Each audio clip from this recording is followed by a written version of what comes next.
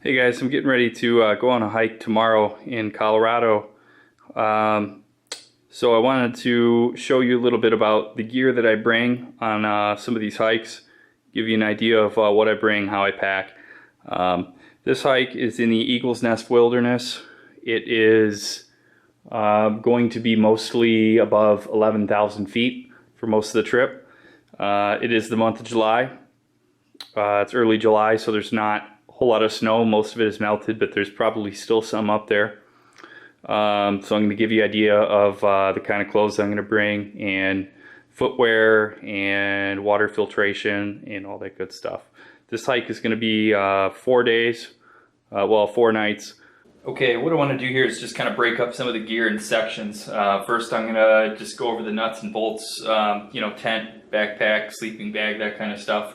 Then I'm going to move on to clothing, and then camera gear and other optional stuff.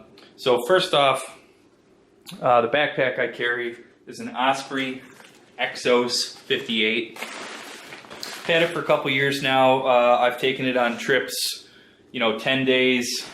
I think was the greatest, and I've been able to carry everything, all my food and everything in it. So this 58-liter backpack is good for pretty much any length trip. On the outside pouch here, I carry my crap shovel. I've got soap here. I double bag it. I use the Dr. Bronner's Magic Soap. In this pocket here, I've got a bunch of extra Ziploc bags. I keep a platypus collapsible water jug in here just in case my bladder breaks or whatever. I got some way to carry water, and I keep a garbage bag in here too, like a regular household garbage bag.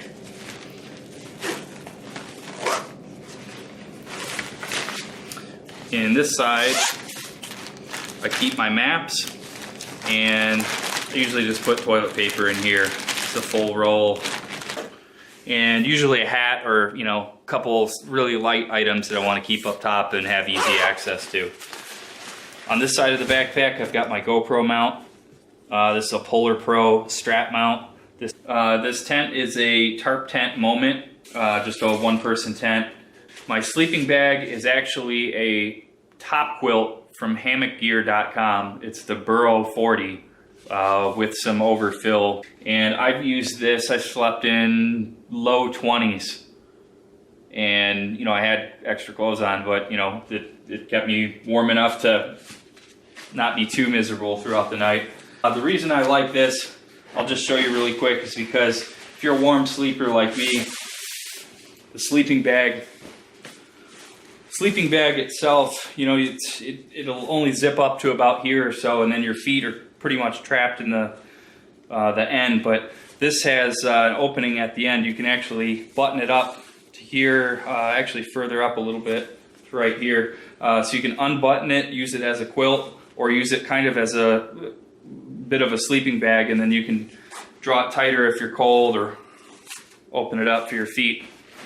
It's really lightweight. I believe it weighs 14 ounces or something like that, so it's way lighter than pretty much any sleeping bag. It doesn't go around your head, but who cares? I mean, most people have a hoodie or a hat or something you can wear for your head. My sleeping pad is Climate Inertia X-Frame. I think this thing weighs like 9 ounces, something like that. Got a headlamp here. I've got a Petzl Tika 2, I believe is what it is.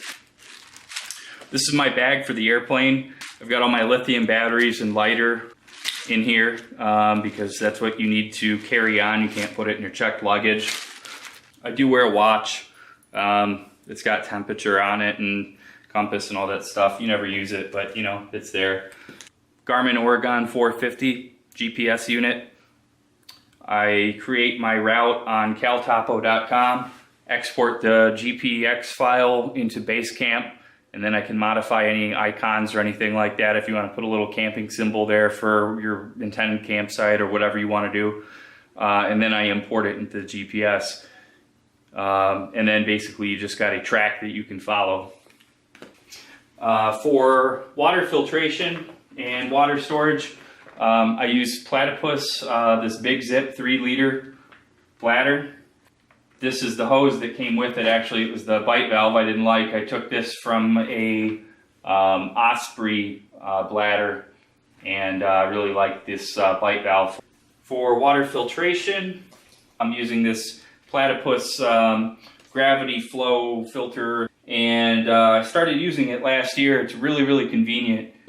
Scoop the water out. You know, one scoop, you got all this water. Hang it up in a tree, on a boulder, wherever, and the hose hooks up here to the filter, and it just drips through the filter. And the cool thing is you can have it drip through this hose that's got a little stopper on it. You can have it drip into a water bottle, stop it, drip it into another water bottle, stop it, and then have it go straight into your bladder as well. And the really cool thing is you can also set this up to work with the bladder still in your backpack without having to remove the bladder from the backpack. You know, if you had your backpack on the ground and you were filtering your water, you could just take the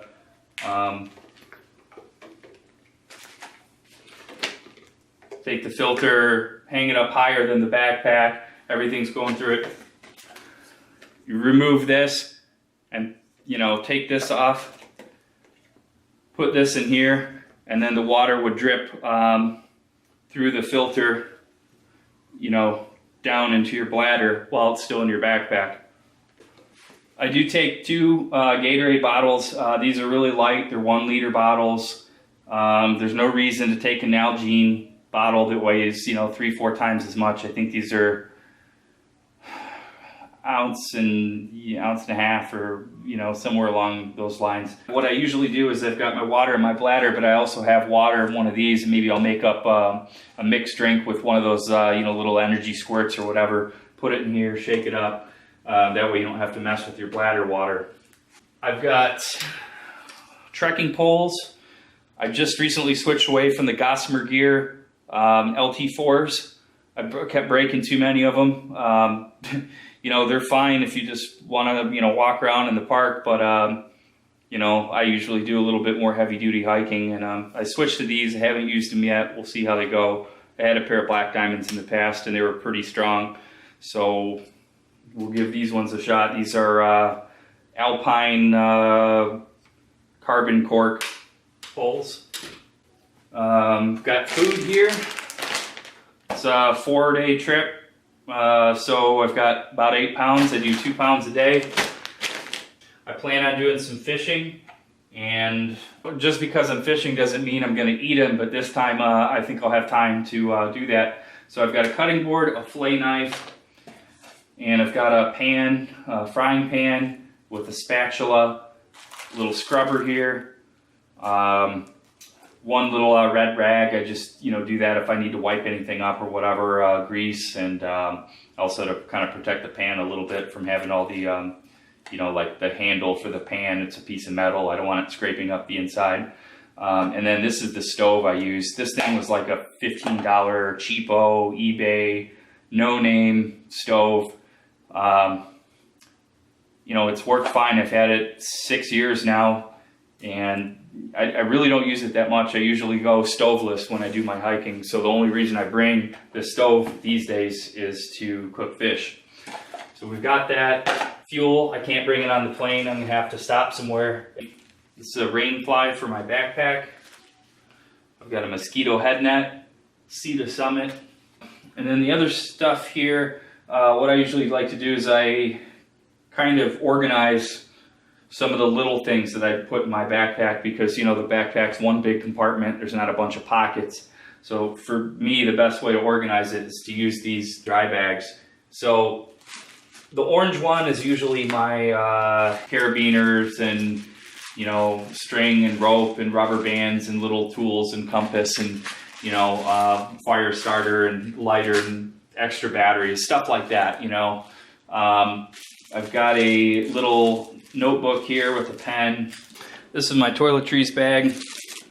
Got a thing of sunscreen, first aid kit, gloves, iodine, Band-Aids, burn cream, tape, gauze, you know, that kind of stuff. I keep some pills in here. I've got heartburn pill, ibuprofen, headache relief, sleep aid, diarrhea pill, you know, that kind of stuff. I've got it labeled as well in case the airport security wants to, you know, get anal about it. At least this is, you know, it shows that I'm trying. I don't have it in the original bottles like they want, but come on, you know, what hiker's going to do that? This is my toothpaste, toothbrush, that kind of stuff, chapstick, toothpicks. I have extra contacts, so I got to wear those. I like to wear my glasses. I've got a contact case, contact solution, extra contacts.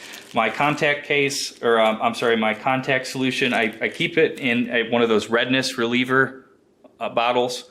This is the 1 ounce version, I believe, and they make a larger 2 ounce version.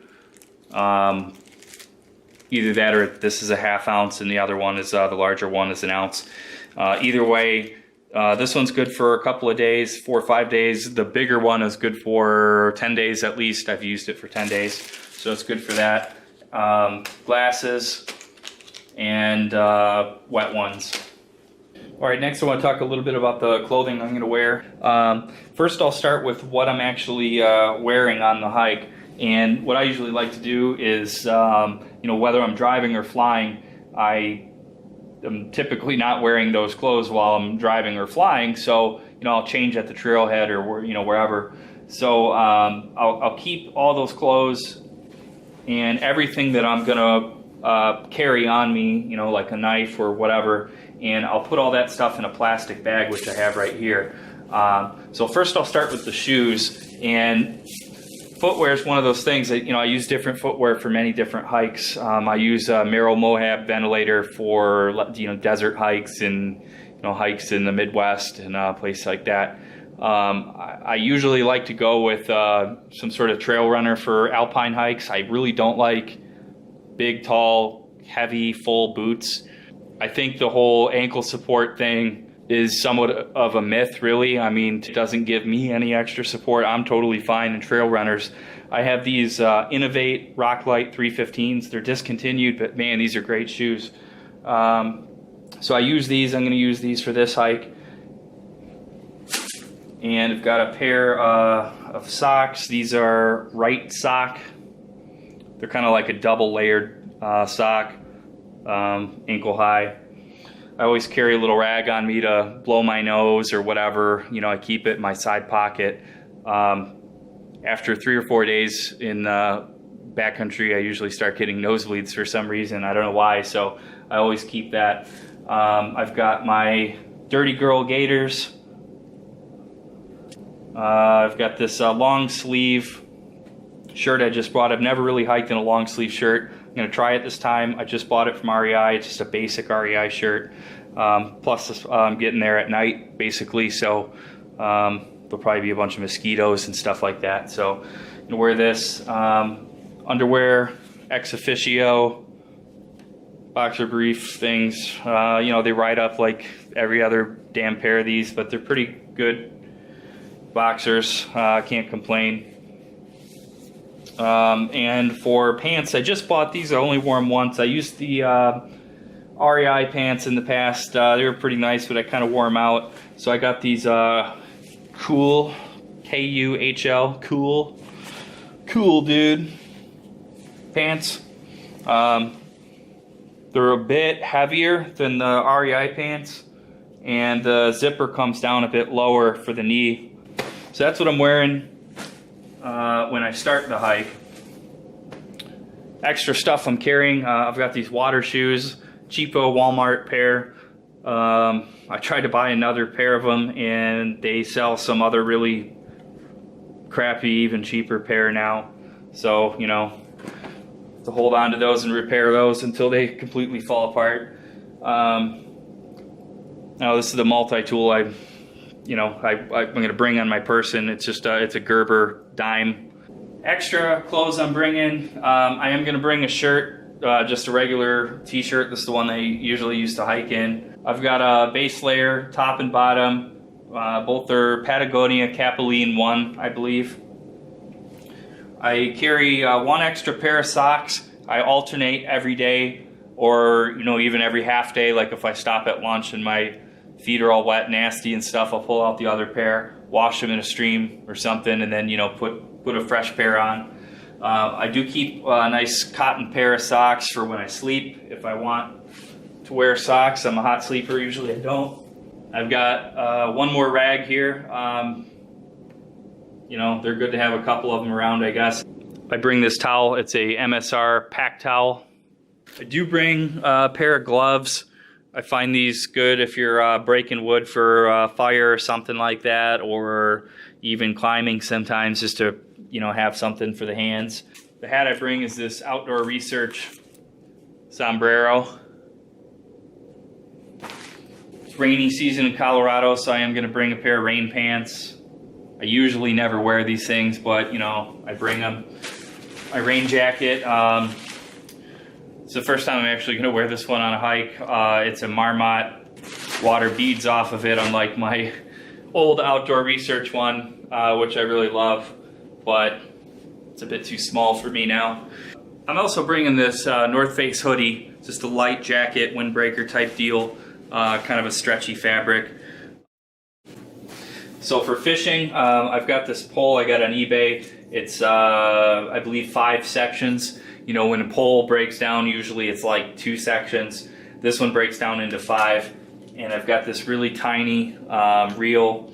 And, these things, it's hard to get good stuff that's small like this. So my advice to you is to just buy the highest quality looking one, the most expensive one you can, because I went with some of the cheaper ones, and these eyelets fall off and things like that, and they're more of a novelty than anything else. Don't get the pen rod. For this trip, I'm actually bringing a bit more tackle than I have in the past, but I've been having some luck with Rapalas, so I'm bringing those. And I actually never used to. I pretty much just used meps and spoons and stuff, and always caught fish. But this time, we'll try something different. For camera gear, this is all of my GoPro stuff. I've got the blue bag for GoPro and the orange bag for just my actual camera. It's the one I'm recording with right now. It's a Sony Nex-7. But for the GoPro, I've got the GoPro Hero 4 Black Edition. Even though it's silver, I guess it's Black Edition. Got the screen for it, hooks up to the back. This is the GoPro mount. I've got all these different doors for the various scenarios in which you'd use the GoPro and the screen that comes with it, and if it's raining or not. So there's basically 4 different doors that I've got for this mount. And then this is a flow motion timer. You mount this to the top of your tripod, mount your GoPro here, and the GoPro slowly spins and turns on this, and you get a 360 time lapse. This bag is my Sony Nex-7 stuff. In this bag I keep all of my extra filters, a microfiber cloth, and a couple of extra SD cards, and as well as extra cap for the lens. In this bag I've got another extra lens cap and an extra cap for the back side of one of my lenses in case I lose that. Couple notes on some things, and then actually I'll show you here. I've got a bag that I keep my used batteries in.